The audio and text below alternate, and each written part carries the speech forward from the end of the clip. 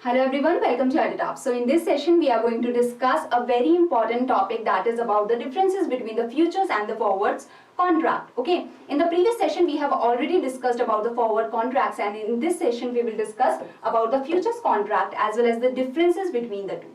So before starting with the session, please subscribe to our YouTube channel if you are new to the channel, and join our Telegram channel for the PDF of this session. And you can get the link of the Telegram channel in the description box below. So now see, when we discussed about the forwards, we saw that forwards are a over-the-counter. They are the over-the-counter derivative, or they are a over-the-counter instrument. That is, the two parties, that is the seller and the buyer, are coming together to make a contract. Okay, and this contract is not overlooked by any authority. That is, there is a counterparty risk that is involved. That is, anyone, the seller or the buyer, can default. They can say no, that we do not want to give the things, or we do not want to give the payment. And this is a customized contract. That is, the seller and the buyers are coming together and they are forming the contract on their own basis. Okay, that the quantity is decided by the two parties and the price is decided by the two parties. So it is customized as per the needs of the two parties involved. While the future, see, in the future it is an exchange traded. That is, there is an exchange that is involved, there is a authority that is involved, that is looking after the contract, and that is helping the seller and the buyer to come together.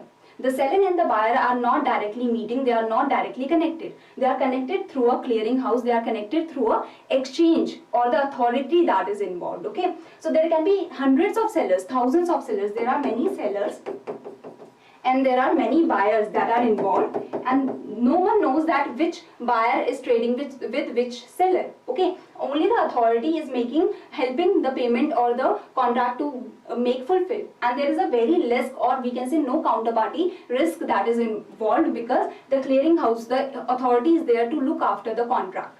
Okay, so it is a standardized contract because the authority is deciding the contract. So the lot size, let's say the shares, that how much shares can be sold. So the exchange has already decided that the lot size will be 500. You cannot buy less than 500 shares. So the lot size, the quantity is decided by the exchange, or the quantity is decided by the authority. The two parties are not deciding the quantity. Okay, the exchange is deciding the lot size or the quantity, and even the day that when the settlement can be done. So it is decided in India that it is last Thursday of every month.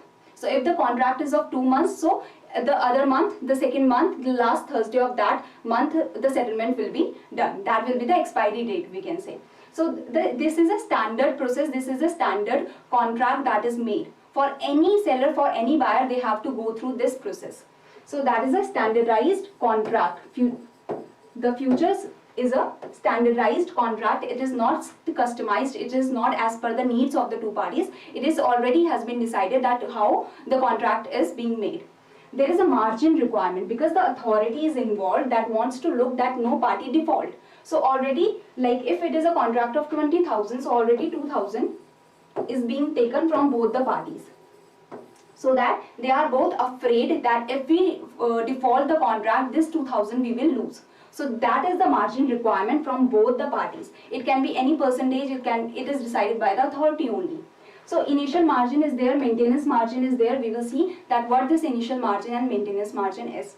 Then there is underlying asset, because what is the definition of derivative? What is a future contract? So future contract is a financial contract, or it is a contract in which the value of the contract is derived from some underlying asset. It can be any share, it can be any bond, any commodity, okay, that is being traded in the exchange. So this is the basic of the futures that I hope you have understood. Now how the futures are settled. See, the settlement system is same as in forwards. That is, there is a physical settlement and there is a cash settlement. In physical settlement, you are giving the commodity and the other person, the buyer, is giving the money. In the cash settlement, we have already understood the cash settlement in the forwards when we were discussing. You can go and watch the forwards video, link is given in the description box below. So next is daily settlement. See, the forward and the futures, what is the main difference? When the cash settlement is done in both the cases, in the forwards also, in the futures also. So in daily settlement, daily the settlement is being done. What is the meaning of daily settlement? Okay, so if you have made the contract of after 2 months, that is there, but in the forwards, what is happening that after 2 months, one time only you have to pay. Okay, that you have made the contract today, and after 2 months when the settlement is being done, then you have to pay. But in the futures, what is happening that you have to give an initial margin of 2000, let's say. Okay, the contract is of 40,000. So you have to, even the buyer, even the seller, they both have to give the 2000 of the initial margin, because the exchange has to make sure that the contract actually happens and no one defaults. So they have to pay 2000. So every day, so if the contract is of 40,000, if the price go down to 39,000, if the future price in the market go down to 39,000, so as per every day the loss and the profit will be given and shown in the account of the buyer and the seller. So final settlement will happen after 2 months only, but there is also daily settlement that is going on to show that what is happening in the market, and that is shown in the account of the buyer and the seller. Okay, so this 2000 is the initial margin, and the maintenance margin is that in your account at least 1000 should be there. So as per like daily settlement is happening, so after the daily settlement, if your maintenance margin is not met, so you have to give the money again. This 2000 you have to meet in any situation if the maintenance margin is going down. That is, in the margin there is initial margin and then there is maintenance margin. If your initial margin is 2000 and your maintenance margin, let's say it's 500. So when you're in the account, every day the loss is happening, every day the profit is happening. If the profit is like your account, it was initial margin was 2000, but you're in account, you have made the profit and the price has gone to, like in your account the money has gone to 4000, that is good. But in the other account, what is happening, let's say it has gone down to 500. Okay, in the buyer's account, let's say. So the buyer has to complete this 2000, so he will have to give 1500 again to make it 2000. So this is the margin, the initial margin, that when the contract is being made, then you have to give 2000, and then you have to maintain at least 2000, like at least 500 in your account. If the money goes down to 500, like above 500, if the money goes down to 500, that is the maintenance margin, then you have to complete 2000. You have to give complete, like you have to maintain the initial margin. Then if the money goes down to the maintenance margin, then you have to complete the initial margin again.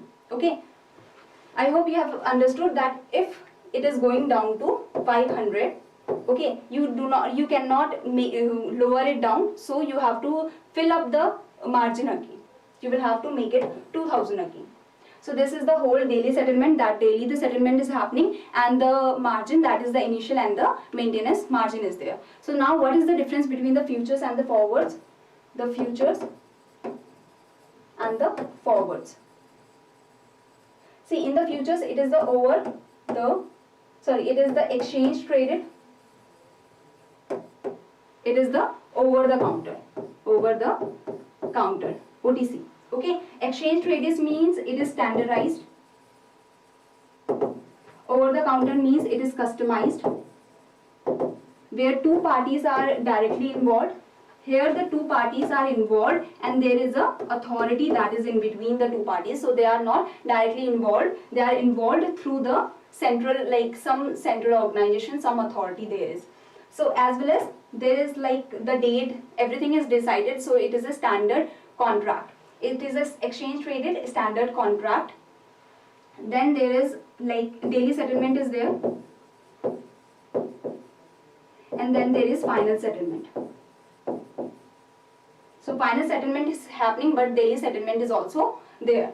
So here it is only final settlement on the final date. There is no daily settlement that is there. Here you have to maintain a margin.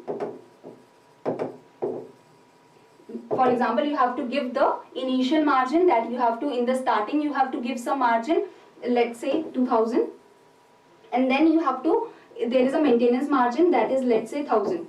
So if the money goes up to 1000, then you have to fill up the your account again and you have to make it again to 2000. That is, if the money goes down to maintenance margin, then you have to come up with the initial margin, you have to fulfill that. So there is a margin requirement that is there. Here no margin requirement, no payment you have to make in the start, only the final settlement is there. This is very risky. There is default risk, counterparty risk involved. Here no risk is involved, that's why you are made to maintain the margin. Okay, so this is the differences between the futures and the forwards. I hope you have understood it. And now there is a homework question. Advantage of a forward, sorry, it must be future. What is the advantage of a future contract? You have to tell that.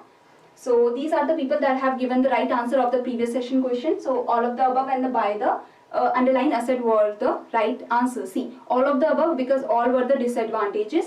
And underlying asset, long position means you are buying the underlying asset. Okay, short position means you are selling the underlying asset. So Dinesh, Hansa, Sajat, Abhinav, Supriya Jyoti, IT, Yash has given the right answers. Okay, so thank you very much. If you have any query, you can mail us here or you can contact us through this number. Thank you.